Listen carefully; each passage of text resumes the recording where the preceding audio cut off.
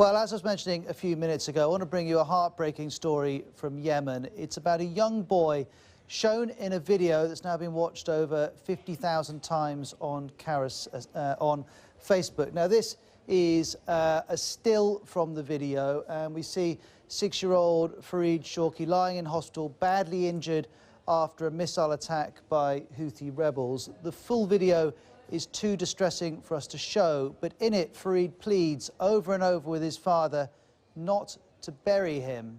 Unfortunately, Fareed died 5 days later, and thousands of people have been sharing his story using the hashtag #Don'tBuryMe. We'll speak to May Noman from BBC Trending, who alerted us to this story. First of all, when you see the video online, you don't get very much information. So where is this boy from? Where was this video filmed, please? So according to the photographer who took these pictures and followed Fareed to the hospital, Fareed was playing outside his home with other children when a missile hit near their house, near where they were playing.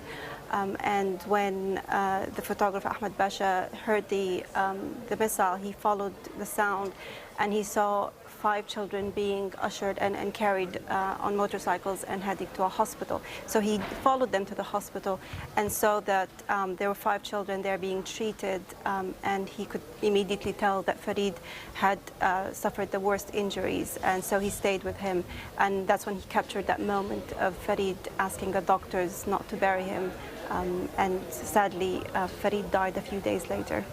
And what's unusual about this video is that it has been viewed many hundreds of thousands of times, and people who aren't following this conflict in Yemen through this one boy's story perhaps are. It's true. Yemen, there's very little international media presence in Yemen, and when there is, it usually focuses on the main cities like the capital Sana'a or the main city in the south, Aden. But Yemen is a country with a population of 25 million people who live mainly outside those 2 main cities, and the conflict is affecting most of the country. So we're definitely seeing that with the help of social media, we're getting a lot more coverage of this conflict that we don't see or hear much about.